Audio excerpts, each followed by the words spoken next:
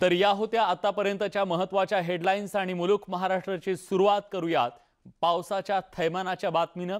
खरं तर पश्चिम बंगाल आणि या सगळ्या परिसरामध्ये जो कमी दाबाचा पट्टा निर्माण झाला त्यानंतर बंगालच्या उपसागरातल्या या वातावरणातल्या बदलानं महाराष्ट्रामध्ये अनेक जिल्ह्यात पावसानं थैमान घालायला सुरुवात केलेली आहे आणि त्याच संदर्भातली ही अत्यंत महत्त्वाची बातमी। पुणे सोलापूर महामार्गावरचे अत्यंत विदारक दृश्य पावसामुळे समोर आलेलं आहे। पंढरपूरची परिस्थिती सुद्धा समोर आलेली आहे। पुणे सोलापूर महामार्गावरच्या भादलवाडी इथला सर्व्हिस रोड कालच्या पाण्याच्या वेगवान प्रवाहामुळे अक्षरशः वाहून गेलाय। तर भादलवाडी इथलं ऐतिहासिक तलावाच्या सांडव्याच्या भिंतीचा काही भाग उजनीच्या पाण्याच्या दबावामुळे वाहून गेल्यानं तलावातलं पाणी पुणे सोलापूर महामार्गावरती आलं आणि या महामार्गावरचा बराचसा भाग हा वाहून गेलाय। दरम्यान पंढरपूरचे पालकमंत्री दत्तात्रय भरणे यांनी पंढरपुरातल्या पूर परिस्थितीची पाहणी केली। उजनी धरणातून मोठ्या प्रमाणात पाणी सोडलं जातंय आणि त्यामुळे चंद्रभागेला मोठा पूर आलाय। नुकसानीचे पंचनामे करण्याचे आदेश सुद्धा यावेळी देण्यात आले। पंढरपुरात चंद्रभागेला महापूर आलेला आहे। अनेक लोकांचं स्थलांतर केलं गेलंय। पुराचं पाणी शहरात आल्यानं घरांचं सुद्धा मोठं नुकसान झालं।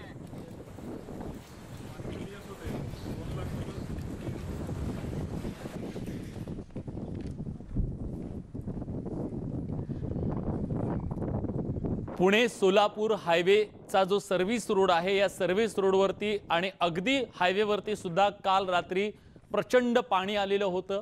काही वेळासाठी हा हायवे बंद करण्यात आलेला होता वाहतुकीसाठी।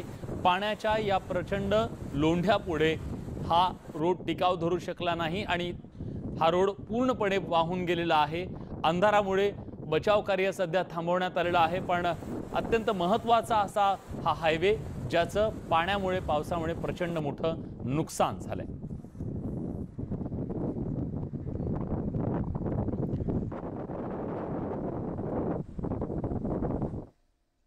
यानंतरची बातमी आहे इंदापूरमधली। इंदापूरमध्ये सुद्धा वेगळं चित्र नाहीये। तिथं सुद्धा मुसळधार पावसामुळे मोठं नुकसान झालेलं आहे। सोलापुरात दिवसभरात 150 जणांना जीवदान देण्यात आलेलं आहे आणि आता अंधारामुळे बचाव कार्य थांबवण्यात आलेलं आहे असं सांगण्यात येत आहे।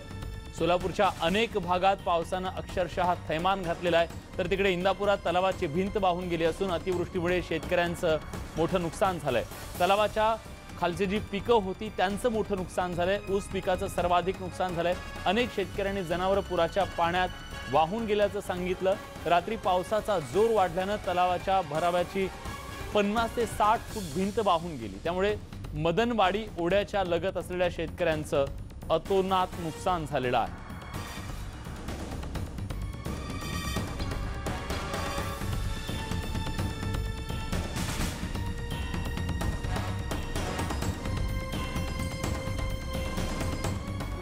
कौन से गांव में किया, कितने लोगों को आपने, कितने लोगों की जान बचाई? सबसे पहले बताना चाहूँगा, हम लोगों के कमांडेंट साहब को सूचना मिला था इस लोकेशन में काफ़ी बाढ़ आई हुई है और उसके लिए हम लोगों की टीम का डिमांड किया गया है यहाँ के डिस्ट्रिक्ट कलेक्टर के द्वारा। उसी की सूचना के आधार पे हम लोग कल रात को 8 बजे निकले थे और यहाँ पे आने के बाद काफ़ी ही भयावह स्थिति देखने को मिला और हम लोगों ने जो हमारे तहसीलदार साहब थे उनके द्वारा जो टास्क दिया गया, तो हम लोगों को 4 विलेजेस दिया गया टारगेट, जिसमें हम लोगों ने चारों गांव को क्लियर करते हुए अभी लास्ट में आप लोगों के जो अर्जुनसोड गांव में रेस्क्यू किया जो 22 लोग फंसे हुए थे। इसके पहले हम लोगों ने जो काम किया था वो घाटने में लगभग 60 से 65 लोग फंसे हुए थे।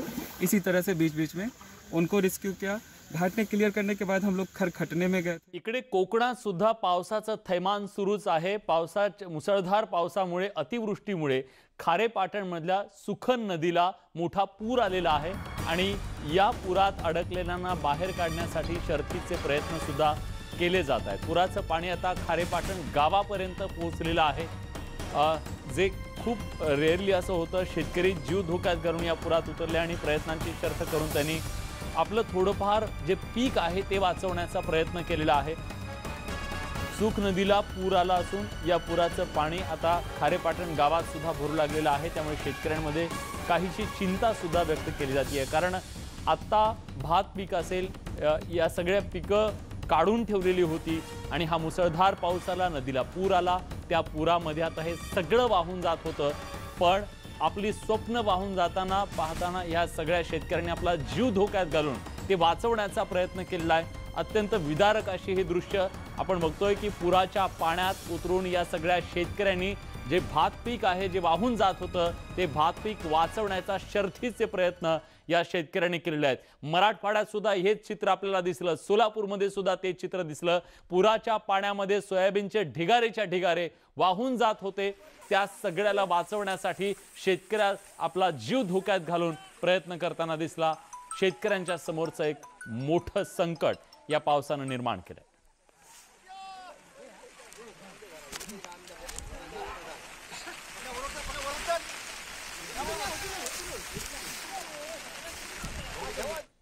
या मुसळधार पावसाचा फटका कोल्हापूर जिल्ह्यामध्ये परीक्षार्थी विद्यार्थ्यांना सुद्धा बसलेला आहे आणि त्यामुळे आता शिवाजी विद्यापीठानं आपल्या परीक्षा रद्द करण्याचा निर्णय घेतलेला आहे। 17, 19 आणि 20 ऑक्टोबर रोजी होणाऱ्या परीक्षा रद्द करण्यात आल्यात। वादळ आणि परतीच्या पावसामुळे विद्यापीठ प्रशासनानं हा महत्त्वाचा निर्णय घेतलाय। दरम्यान पुढील परीक्षा कधी होणार याची अद्याप प्रतीक्षा आहे, त्याची घोषणा करण्यात आली नाहीये, पण या संदर्भातली माहिती लवकरच दिली जाईल असं सुद्धा विद्यापीठाच्या वतीनं सांगण्यात आलेलं आहे।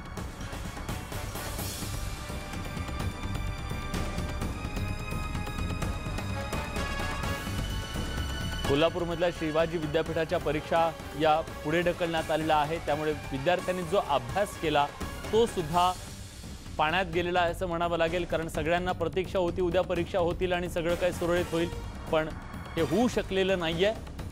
पुन्हा आता त्या परीक्षेसाठी त्यांना सज्ज राहावं लागणार आहे। मी सरकारला एवढीच विनंती करू इच्छितो की बाकी सगळ्या गोष्टी थांबल्या तरी चालतील, पण शेतकऱ्यांचं नुकसान लवकरच्या लवकर भरपाई करावं अशी माझी सरकारला मनापासून हृदयातून विनंती आहे। कारण का या कोरोनाच्या महामारीतून कसं तरी आम्ही जीवित राहिलेलो आहे। 6 महिने घरी बसलेले सगळे लोक, आर्थिक मंदी निर्माण झालेली आहे आणि आता जो ओला दुष्काळ निर्माण झाला आहे आणि एवढं नुकसान निर्माण झालेलं आहे आणि हे नुकसान जर भरपाई केलं नाही तर अनेक आत्महत्यासुद्धा होऊ शकतात आणि म्हणून लवकरच्या लवकर त्वरित त्यांनी सरकारने याच्यावर निर्णय घ्यावा।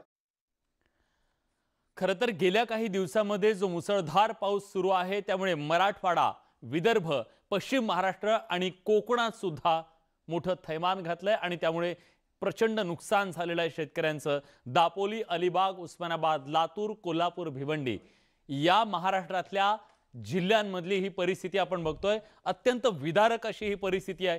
हा काळ सुगीचा आहे। आता कुठं सुगीचे दिवस येतील, कोरोनाच्या संकटातून बाहेर पडणाऱ्या शेतकऱ्यांना एक आशा होती, पण ही सुगी कशी वाहून गेली आहे। अत्यंत विदारक अशी ही दृश्य म्हणावे लागतील। इकडे कोकणामध्ये भात पिकाचं मोठ्या प्रमाणात नुकसान झालेलं आहे, तर तिकडे लातूर आणि उस्मानाबाद या मराठवाड्यातल्या जिल्ह्यांमध्ये सोयाबीन पिकाचं मोठं नुकसान झालेलं। सोयाबीन आलेलं, काढून ठेवलेलं सोयाबीन, आधी त्याच्यावरती पाऊस पडला त्याच्यामुळे ते काळं पडलं आणि आता जे काही सोयाबीन काढून ठेवलेलं होतं त्याचं सुद्धा पुराच्या पाण्यात वाहून जाऊन मोठं नुकसान झालेलं आहे। त्यामुळे ही परिस्थिती कधी बदलणार हा शेतकऱ्यांचा सवाल आहे।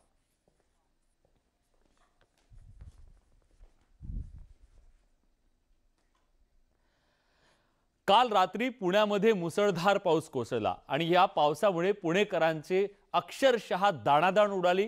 या सगळ्या परिस्थितीमध्ये नागरिकांना दिलासा देण्यासाठी म्हणून खासदार सुप्रिया सुळे यांनी या सर्व भागाची पाहणी केली आणि एक दिलासा देण्याचा प्रयत्न सुद्धा केलेला होता। पुण्याला मुसळधार पावसानं झोडपून काढल्यानंतर कात्रज परिसरात पुरामुळे उद्भवलेल्या परिस्थितीला पुणे महानगरपालिका जबाबदार असल्याचा आरोप सुप्रिया सुळे यांनी केलाय। कात्रज नाल्याच्या भोवतीच्या संरक्षक भिंती 2 वर्षांपूर्वी पुरात वाहून गेल्यानंतर अजूनही या भिंती बांधण्यात आलेल्या नाहीयेत। वारंवार स्थानिक नागरिकांनी, नगरसेवकांनी याचा पाठपुरावा केला। पुणे महानगरपालिकेकडून निधी दिला जात नसल्यानं ही परिस्थिती उद्भवल्याचा आरोप सुप्रिया सुळे यांनी केला। हे सातत्याने पुणे म्युनिसिपल कॉर्पोरेशनची जीबी असेल किंवा महापौर असतील अधिकाऱ्यांकडे सातत्याने फॉलोअप करतायत की ही भिंत तातडीने बांधून घ्या, नाहीतर पुन्हा एकदा अडचण होऊ शकते। आणि गेल्या सव्वा वर्षामध्ये मागच्या वर्षीची अतिवृष्टी झाल्यापासून ते फॉलोअप करतायत आणि हा भोंगळ कारभार या पुणे म्युनिसिपल कॉर्पोरेशनचं आणखीन एक उदाहरण म्हणजे आजचा लोकांचं झालेलं नुकसान आहे। दरम्यान या सगळ्या संदर्भात अधिक माहिती देण्यासाठी आमचे पुण्याचे प्रतिनिधी चंद्रकांत फुंदे आपल्या सोबत आहेत। आपण थेट त्यांच्याकडे जातोय। चंद्रकांत, पाऊस आला की मुंबईकरांच्या पोटात गोळा यायचा आणि मुंबईकरांवर इथल्या प्रशासनावर नेहमी टीका व्हायची, पण आता पुणेकर सुद्धा वेगळे नाहीयेत। पुणेकरांना सुद्धा पाऊस आला की संकट आलं अशी परिस्थिती निर्माण झाली आहे। हो, निश्चितच विलास, रात्री तुला सांगतो पुण्यामध्ये पाऊस तब्बल सरासरी जर काढली सगळ्या भागातलं, म्हणजे काही भागात 150 मिलीमीटर आहे, काही भागात 100, काही भागात 125, मग एकूण सरासरी पाऊस काल रात्री पडला 100 मिलीमीटर। त्याचा विचार कर, त्यामुळं आणि सगळे रस्ते झाले ते डांबरीकरणाचे, सिमेंटचे, आणि जे नद्या नाले जे आहेत शहरातले ते अक्षरशः अतिक्रमित झालेले आहेत, सिंक्रोनाइज झालेले आहेत। त्यामुळं ते नाल्याला पूर आला की ते पाणी जे आहे पुराचं ते आजूबाजूच्या झोपड्यामध्ये घुसतं, त्या भिंती ओलाव्याने पूर्ण बुरशी लागून खराब झालेल्या असतात, त्या पडतात, त्यातनं दुर्घटना होतं। गेल्या वर्षीच ह्या आंबेलवाड्याला पूर आला होता शेजारच्या, तिथे जवळपास 17 लोक दगावले होते। यंदा सुदैवाने तेवढा पाऊस जर आणखीन तासभर राहिला असता रात्री तर तशी परिस्थिती ओढवली असतं, असं तिथल्या स्थानिक प्रत्यक्षदर्शींनी सांगितलं। रात्रभर ते अक्षरशः लोक बाहेर पावसात उभे होते, का तर कधी त्यांच्या झोपडीत पाणी येईल याची त्यांना भीती वाटायची। सुदैवाने ते काही पाणी गेलं थोडंफार, पण तेवढं का गेल्या वर्षी इतकं ते तीव्र नव्हतं। तरी पण अनेक भागात, म्हणजे पाटील हॉस्पिटल असेल तिकडं, नंतर इकडं कात्रजची साईड असेल, अरण्येश्वर असेल, इकडं हडपसर, नगर, वडगाव शेरी ह्या भागात, किंवा इकडे एरंडवणा आहे, कर्वेनगर, या सगळ्या भागात, सकल भागात पाणी साठलं होतं। काही गाड्या वाहून गेल्या, काही पाण्याखाली खराब झाल्या। अशी ही सगळी पुण्याची परिस्थिती आहे पावसाची। नशिबाने आज पाऊस थोडं उघडीप दिली, त्यामुळे थोडी वसंत आहे पुणेकरांना, नाहीतर आज जर कंटिन्यू राहिलं असतं तर हालत आणखीन खराब झाली असते। बरं, पण या सगळ्याला केवळ पाऊस जबाबदार आहे की प्रशासनाचा गलथान कारभार सुद्धा? कारण आज सुप्रिया सुळे यांनी येऊन महानगरपालिकेवरती याचं खापर फोडलेलं आहे। निश्चितच याच्यात पाऊस तर आहेच, जास्त पाऊस झाला तर ते नद्या नाले तर तेवढं पाणी साहजिक की ती कॅपॅसिटी नाही राहिली आहे, कारण सिंक्रोनाइज झाले सगळ्या अतिक्रमणामुळे। हा तर एक भाग झालाच, आणि दुसरं यंदा कोरोनामुळे तुला माहिती आहे पालिकेला तेवढं म्हणावं तेवढा निधी विकास कामांसाठी देता नाही आलेला। म्हणजे कोरोनासाठी जवळपास 1800 कोटी खर्च झालेत, त्यामुळं अजूनही विकास कामं ठप्प आहेत, झालेलीच नाहीत वर्षभरापासून। त्यामुळं पालिकेतील सत्ताधाऱ्यांचं असं म्हणणं आहे, दावा आहे की आमच्याकडे विकास कामाला तर सध्या पैसेच नाही, त्यामुळे विकास कामं करणार कुठून? त्यामुळे गेल्या वर्षी ज्या आंबेलवाड्यातनं पाणी गेलं होतं तिथं जे संरक्षक भिंती बांधणं अपेक्षित होते अजूनही बांधले गेलेले नाही, हे वास्तव आहे। म्हणून ते पाणी पुन्हा ते बाजूच्या झोपडपट्ट्यांमध्ये घुसलं, या सगळ्या दत्तवाडी परिसरात, दांडेकर पूल परिसरात रात्री, म्हणजे पुन्हा तोच सीन पाहायला मिळाला। फक्त सुदैवाने तिकडे राजीव गांधी तलाव जो आहे कात्रज साईडचा, तिथं सायपन पद्धतीनं काही पाणी उपसवल्यामुळं आणि त्याच्या भिंतीला आहे एक होल पाडून ठेवल्यामुळं तो म्हणावं तेवढा ओव्हरफ्लो झाला नाही, म्हणून मोठा एक आपण प्रसंग म्हणू तो टळला रात्रीच्या पावसात। प्रसंग टळलेला आहे, पण हे संकट अजून टळलेलं नाहीये असं म्हणावं लागेल, कारण आणखी काही तास खूप महत्त्वाचे आहेत असा इशारा सुद्धा देण्यात आलेला आहे। धन्यवाद तुम्ही दिलेल्या सगळ्या सविस्तर माहितीबद्दल। दरम्यान राज्यामध्ये जी पूर परिस्थिती निर्माण झालेली आहे, अतिवृष्टीचं जे संकट निर्माण झालं, या संकटामध्ये राज्य सरकारकडून मदत पुनर्वसन राज्यमंत्री प्राजक्त तनपुरे यांनी पंचनामे करण्याचे आदेश दिलेले आहेत। त्यांनी नेमकं काय म्हटलंय जाणून घेऊयात। 2-3 महिन्यापासून तर अवकाळी आपला अतिवृष्टीचा जो पाऊस आहे, अगदी सरासरीच्या काही तालुक्यात 200% पर्यंत पाऊस पडलेला आहे, आणि करोनाच्या त्या संकटामध्ये शेतकऱ्याला याही संकटाचा सामना करावा लागतोय, आणि अत्यंत वाईट परिस्थितीतून या राज्यातला शेतकरी जात आहे। शासनाला याची जाणीव आहे, आणि पंचनाम्यांचे देखील आदेश आपण दिलेले असल्या कारणानं बऱ्याचशा ठिकाणी आता पंचनामे चालू आहेत। पंचनामे झाल्यानंतर किती नुकसान झालेलं आहे याचे अधिकृत आकडे शासनाकडे आल्यानंतर शासन योग्य तो निर्णय शेतकऱ्यांच्या बाजूने घेईल। पावसाच्या या सगळ्या बातम्यानंतर बातमी आहे राजकीय गोटातून। खरं तर मंदिरं उघडावीत यावरून राज्यातलं राजकारण तापलेलं होतं, पण आता एक नवा वाद महाराष्ट्राच्या राजकारणात निर्माण होऊ पाहतोय। तो म्हणजे राज्यातले जे मदरसे आहेत, शासकीय अनुदानावर चालणारे मदरसे बंद करण्याची हिम्मत ठाकरे सरकारनं दाखवावी, अशा प्रकारची मागणी भाजपचे आमदार अतुल भातखळकर यांनी केलेली आहे। त्यामुळे मदरशांना मिळणारी आर्थिक मदत बंद करण्याची मागणी भाजप एका बाजूला करतंय, तर त्याचवेळी स्वतःला हिंदुत्ववादी बनवणाऱ्या शिवसेनेसमोर या आव्हानामुळे एक धर्मसंकट निश्चितपणे निर्माण झालंय।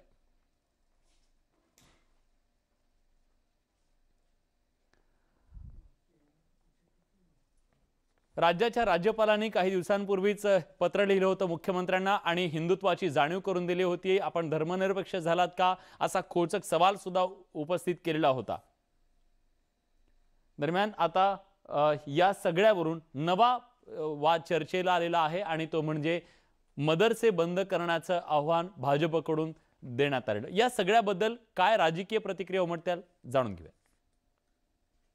स्वतःला हिंदुत्ववादी म्हणणाऱ्या मुख्यमंत्र्यांनी सुद्धा राज्य सरकारची आर्थिक मदत मदरशांना महाराष्ट्रातली तात्काळ बंद करावी अशी मागणी मी आज पत्राद्वारे मुख्यमंत्र्यांकडे केली आहे। शिया वक्फ बोर्डाचे अध्यक्ष रिझवी यांनी आज नवभारत टाइम्स मध्ये मुलाखत देऊन मदरशांमधून कशा प्रकारचं अकिन टू देशद्रोही प्रकारची कृत्य चालतात याची माहिती दिली आहे। ही माहिती सुद्धा हिंदुत्ववादी मुख्यमंत्री उद्धव ठाकरे यांनी मागवून त्या दृष्टीने महाराष्ट्रात काही घटना घडतायत का याची पण जरूर चौकशी करावी। मैं अतुल जी को आपके माध्यम से चैलेंज करता हूं कि ये जो भाषा उन्होंने इस्तेमाल की है कि बंद करे, अगर उनकी हिम्मत हो ना तो एक मदरसे की तरफ भी वो आंख उठा के देखे। पहली बात। दूसरी बात, ये बीजेपी की एक डिजाइन चल रही है जो गवर्नर के लेटर से शुरू हुई है। उद्धव जी को अड़चन में लाने के लिए ऐसे वाक्य किए जा रहे हैं, लेकिन मुझे भरोसा है कि इतनी मजबूती से महाविकास आघाड़ी की सरकार चल रही है कि बीजेपी जितने षड्यंत्र करेगी वो उतने ही नीचे गिरेगी। त्यांच्या शिक्षण मंत्र्यांनी 13,000 शाळा बंद केल्या होत्या। त्या शाळा बंद करा, शिक्षण बंद करा हा त्यांचा एक अजेंडा आहे। आता मदरशांबद्दल त्यांचं दुमत असू शकतं, पण या देशाचे पहिले शिक्षण मंत्री मौलाना आझाद हे मदरशात शिकलेले होते आणि त्यांच्या इतका सेक्युलर, त्यांच्या इतका पुरोगामी, त्यांच्या इतका प्रागतिक माणूस शिक्षण मंत्री झाला नाही असं सगळेजण त्यांचे शिक्षण मंत्री सांगत होते। एका बाजूला राज्यात मदरशांवरून हे सगळं राजकारण तापलेलं असताना तिकडे मंदिर उघडण्यावरून सुद्धा शिवसेना आणि भाजप आमने सामने आलेले आहेत। पुन्हा एकदा एकमेकांवरती तोफ डागण्यात आलेली आहे। संजय राऊत यांनी आज या संदर्भातलं वक्तव्य केलेलं आहे। राज्यपाल भगतसिंग कोश्यारी यांनी मुख्यमंत्र्यांना मंदिर उघडण्याबद्दल पत्र लिहून हिंदुत्वाच्या मुद्द्यावर छेडल्यानं आता जोरदार आरोप प्रत्यारोप सुरू झालेत। मुख्यमंत्र्यांना हिंदुत्वाची आठवण करून देणारे राज्यपाल कोश्यारी धर्मनिरपेक्ष आहेत की नाही हे आता पंतप्रधान आणि राष्ट्रपतींनी तपासायला हवं। मंदिरं उघडण्यापेक्षा लोकांचं आयुष्य वाचवणं जास्त महत्त्वाचं आहे। तसंच भाजपची सत्ता असणाऱ्या गुजरात आणि गोव्यात नेमकी किती मंदिरं उघडली असा सवाल सुद्धा संजय राऊत यांनी उपस्थित केलाय।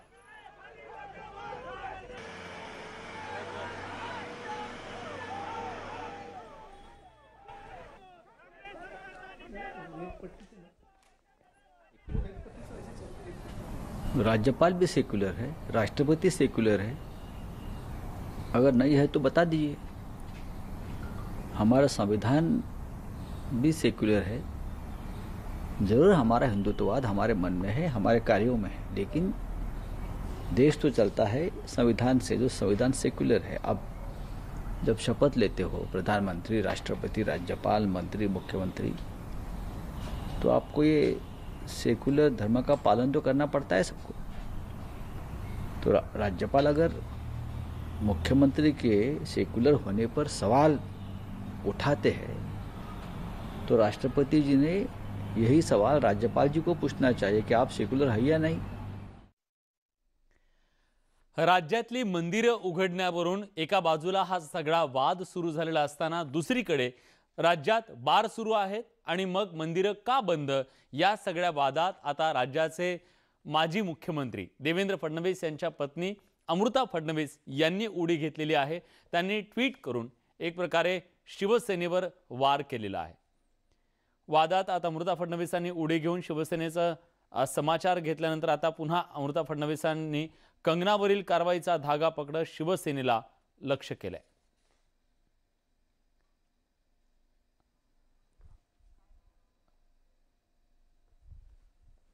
अमृता फडणवीस नेमकं काय म्हणालेले आहेत आपण एक नजर टाकूया।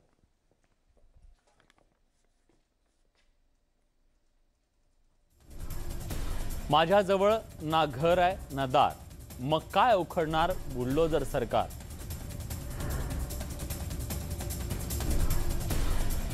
अशा शब्दात ठाकरे सरकारवर वार केलेला आहे अमृता फडणवीस यांनी।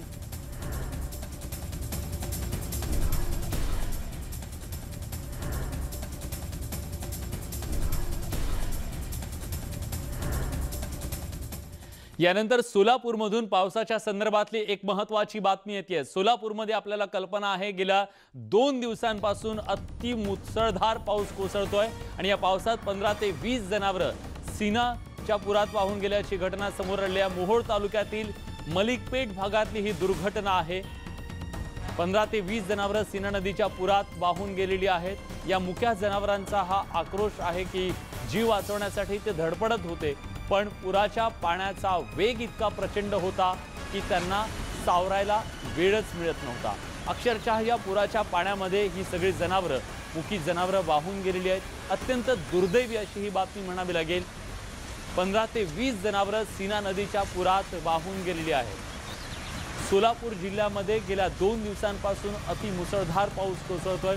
तसा कमी पावसाचा हा पट्टा, पण बंगालच्या उपसागरात कमी दाबाचा पट्टा निर्माण झाल्यानंतर सोलापूर जिल्ह्याला अक्षरशः पावसानं झोडपून काढलेला आहे। पावसाचं हे थैमान असल्यानं अनेक नद्यांना पूर आलेला आहे। ज्या धरणांमध्ये पाणीसाठा वर्षभर पुरेल एवढा सुद्धा राहायचा नाही, ती धरणं तुडुंब भरून वाहत आहेत आणि नद्यांना सुद्धा पूर आलेला आहे। सोलापूरमधली ही परिस्थिती आहे। सागर सुरवसे आपले प्रतिनिधी आपल्यासोबत आहेत।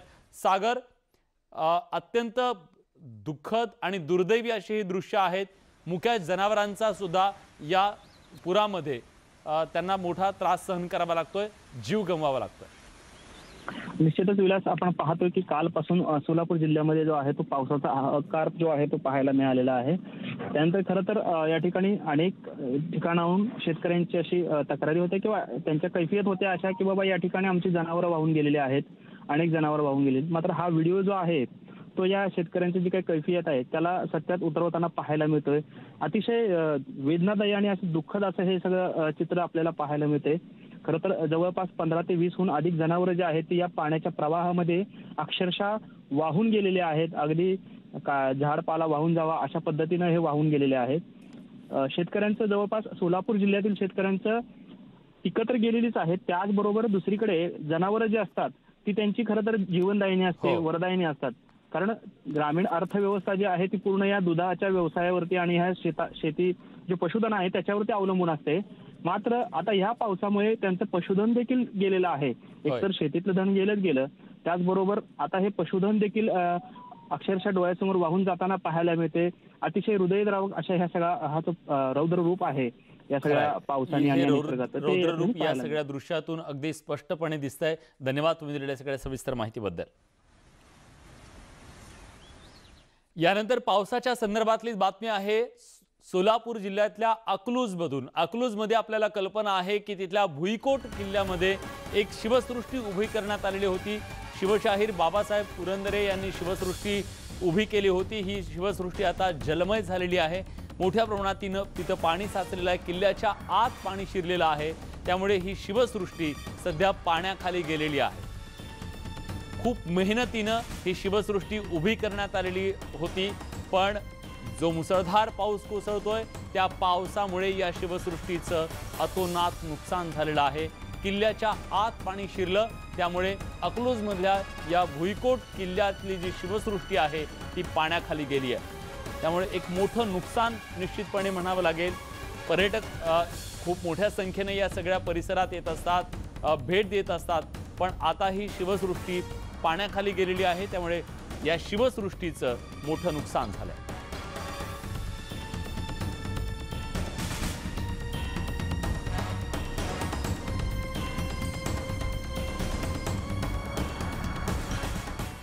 यानंतरची बातमी आहे गेल्या काही दिवसात जो वाद रंगलेला होता सारथीच्या स्वायत्ततेचा, अखेर सारथीच्या स्वायत्ततेचा मार्ग मोकळा झालाय।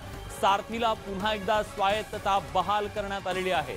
राज्य सरकारनं या संदर्भातला आदेश काढलेला आहे, GR काढलेला आहे।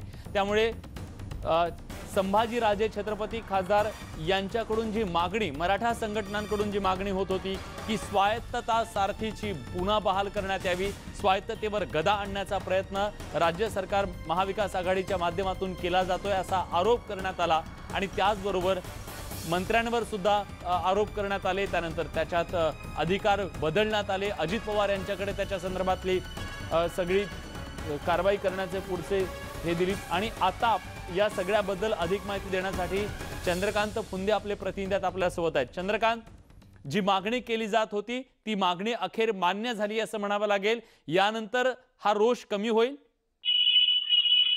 रोष कमी व्हायला निश्चितच मोठा हातभार लागला या निर्णयामुळे. कारण मेन मराठा मोर्चाची मागणीच ही होती की या सारथीची जी आर्थिक स्वायत्तता आहे ती आम्हाला मिळावी आणि ती अखेर मान्य झालेली आहे. कारण त्यामागे जे राजकारण झालंय ते सर्वांना माहिती आहे. कारण ही सारथी मुळात स्थापन केली होती फडणवीस सरकारच्या काळामध्ये. त्याच्यात एक प्रशासकीय मंडळ नेमलं होतं, पण राज्यात सत्ता बदल झाला आपल्या सर्वांना माहिती. त्यानंतर वडेट्टीवार जे मंत्री आहेत पुणे त्या खात्याचे ओबीसी त्यांचे ते सगळं अंडर आलं. मग तिथले जे अधिकारी होते परिहार ज्यांनी बार्टी उभा केली त्यांनीच ती सारथी उभा केली होती. त्यांच्यात वाद झाले, पटलं नाही. मग अशातच राज्यातले तिथले सचिव आहेत ते विभागाचे JP गुप्ता यांनी परिपत्रक काढलं, ऑर्डर काढली आणि सारथीची आर्थिक स्वायत्तच काढून घेतली पूर्णपणे. त्यामुळे सगळ्या मराठा समाजाचा रोष ह्या सरकारला सामना करावा लागला. त्यातनं हे सगळे वाद झाले. मग सुप्रिया सुळे तिथे गेले, अजित पवार तिथे गेले. मग राजकारण सारथी अक्षरशः एक राजकीय टुरिझम सेंटर बनलं होतं पुण्यातलं. गेली 6 महिने आम्ही स्वतः ते अनुभवलं. हे सगळे वाद प्रतिवाद सगळे सुरू होते. मग मराठा संघटना, नंतर राष्ट्रवादीचे आरोप प्रत्यारोप, मग शेवटी वडेट्टीवारांकडून काढून ती सारथी मग अजित पवारांकडे दिली. मग अजित पवारांनी त्याला निधी मंजूर केला 130 कोटी. त्याचे पहिली टोकन अमाऊंट 8 कोटी पण जमा केले. पण बाकीचे पण हे सारथीचे स्वायत्ततेचा जो प्रश्न होता तो अद्याप निकाली निघाला नव्हता. पण आज अखेर राज्य सरकारनं या संदर्भातला निर्णय काढलेला आहे. त्यामुळे या वादावर पडदा पडेल अशी आशा आपण करूया. धन्यवाद तुम्ही दिलेल्या सगळ्या सविस्तर माहितीबद्दल. आणि या सगळ्या बातम्यांसोबत मुलुक महाराष्ट्र या बुलेटिनमध्ये आपण इथेच थांबतोय. ताज्या घडामोडींसाठी बघत रहा न्यूज 18 लोकमत.